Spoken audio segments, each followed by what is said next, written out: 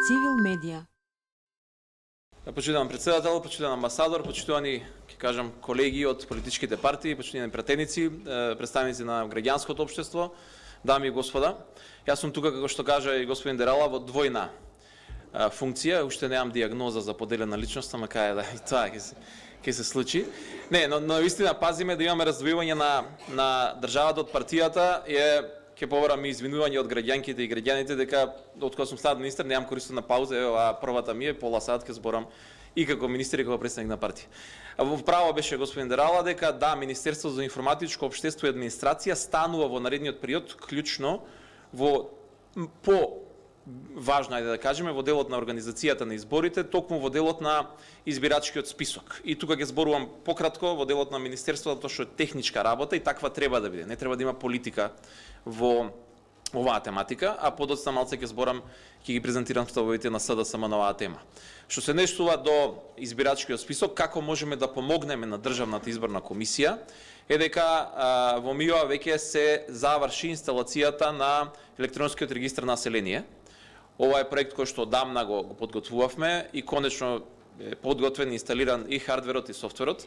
Ние сме во фаза на тестирање и можам да најавам дека околу 10 октомври, значи за 2 недели, ќе го пуштиме и во употреба конечно централниот електронски регистар на население, кој што треба да ги разреши бројните конфликти на различни податоци за граѓаните во различни бази на податоци. Ова не значи дека ние го правиме избирачкиот список, напротив, ова ќе биде само една дополнителна алатка која што ќе биде на располагање на Државната изборна комисија за да избирачкиот список може да биде што е поверодостоен на она што е реалноста. Нормално процедурите, постапките и одговорна институција за водење и ажурирање на избирачкиот список е и се уште ќе остане да биде Државната изборна комисија. Значи ова треба да се смета како еден само дополнителна алатка, механизам кој што ќе помогне при утврдување на веродостојноста на избирачкиот список. И тука во следниот период ние ќе имаме работни состаноци со представниците на ДИК да видиме како можат најлесно се поврзат и како можат најлесно и најефикасно ги користат податоците од овој електронски регистар на население. Овој не е регистарот на население, не е само за целта нормално на изборите, многу повеќе е целта финансирање од страна на Европската унија, тука се представници, сакам се заблагодарам за финансиската поддршка за електронскиот регистар на население. И тука е делот каде што Министерството за информатичко општество и администрација, нормално во делот и на утврдување на избирачките одбори преку давање на списоците на вработени од администрацијата, исто така сме вклучени во процесот, но тука е улогата и тука треба да застане улогата. Се повеќе од ова би било мешање на нешто друго што не треба да се случува.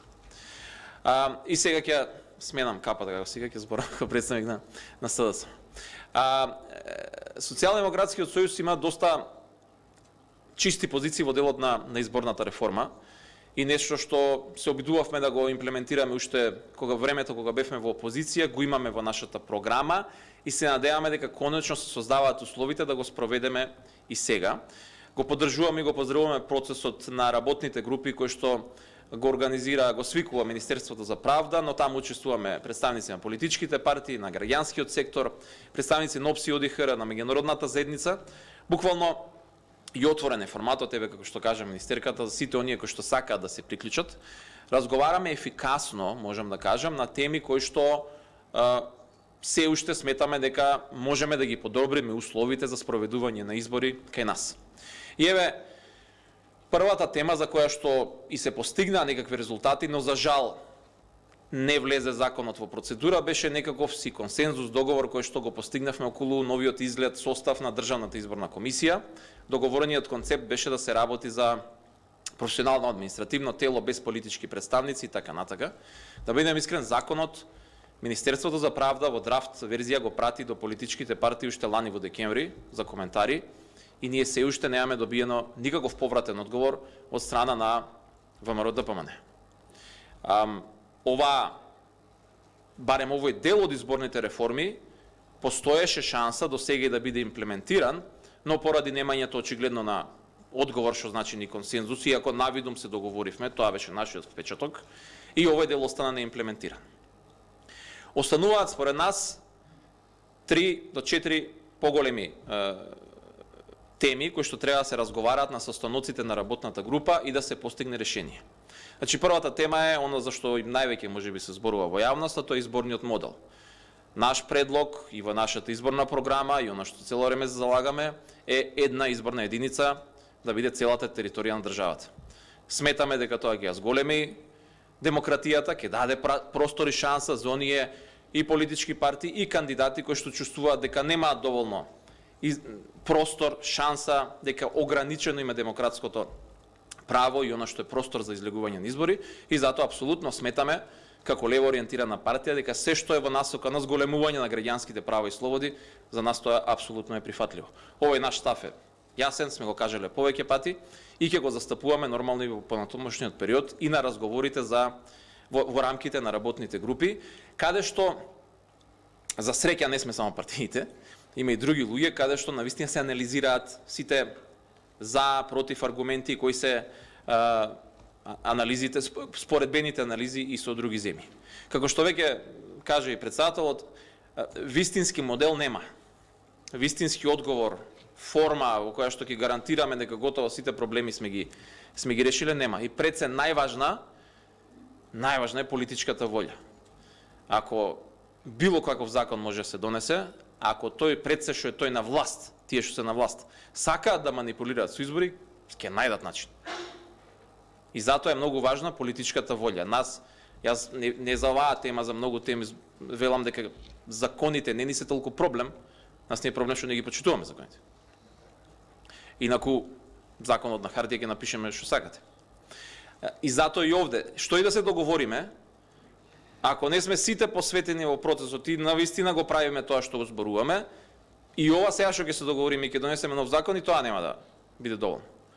Мене ми е драго го представник на владеачка партија што ги слушаме овие зборови за унапредување на демократските процеси, но пак никогаш не треба да е доволно, никогаш не треба да е доста и секогаш треба да се бориме за повеќе. Втората тема поврзана е, нормално се е поврзано, е така наречените отворени листи, за кои што се залагаме, ја би ги нарекол преференцијално гласање, што значи дека на граѓаните им се дало на гласачите шанса да покрај партијата која што ја бираат, да изберат и своји фаворити од соодветната листа на одредена политичка партија.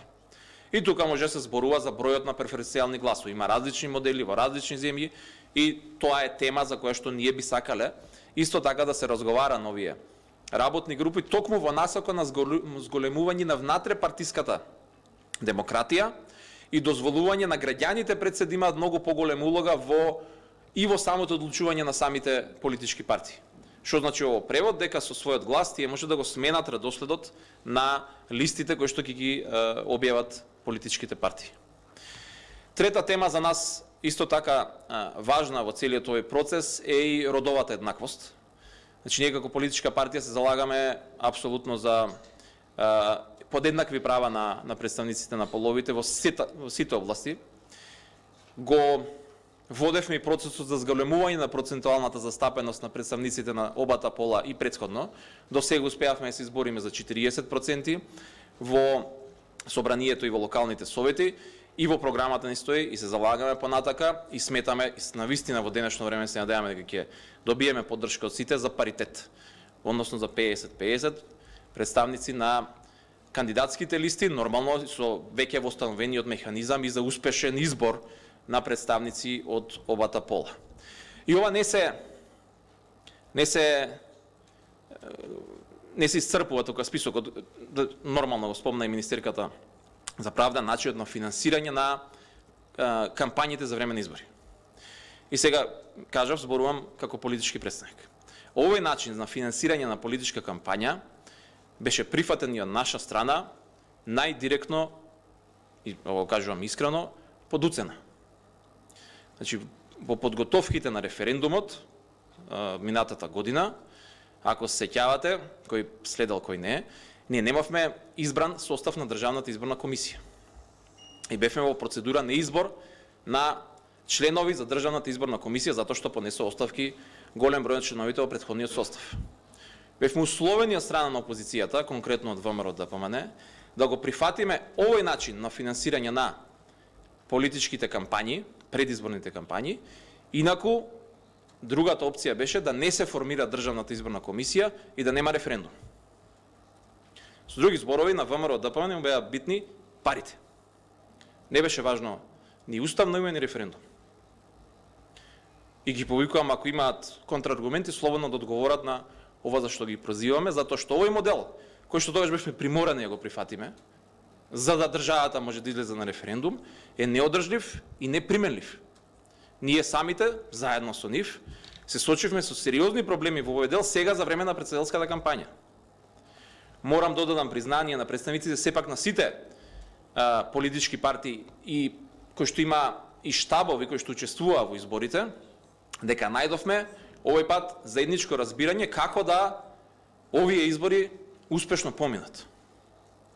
Еве ги критикував малце, ама сега им оддавам признание во вториот дел дека кога дојде да се сочиме заедно со проблемите, излеговме, ајде да кажам, на висина задачата, ама не треба тоа да биде оставено на волјата на учесници во избори. Мораме да го решиме на одржлив начин овој проблем. Ке дојдат парламентарни, ке дојдат локални избори, овие проблеми уште ќе ескалираат повеќе затоа што уште поголеми ќе станат проблемите, односно неприменлив е овој модел, не може едноставно да се применува. Ние како политичка партија апсолутно сме отворени за било која друга опција, целосно менување на овој систем, само да е одржлив и да функционира. И ова е уште една тема за која што би сакале исто така сериозно време да посветиме на работните состаноци на работната група. Јас нема да должам многу, значи има многу теми за кои што треба да се разговара, пак ги се вратам на оно што ми е главната поента. Ако имаме волја за демократски фер избори, ќе имаме демократски фер избори. Ако немаме волја, пак ќе се соочуваме со истите проблеми од минатото. Најголемиот одбранбен механизам не е законот, туку се граѓаните, јавноста, транспарентноста на процесот, инклузивноста на процесот и во овој дел на подготвување на законите. И затоа пак од нас самите ќе зависи во идниот период колку успешни и какви изборни процеси ќе имаме. Ви благодарам. Цивил медија.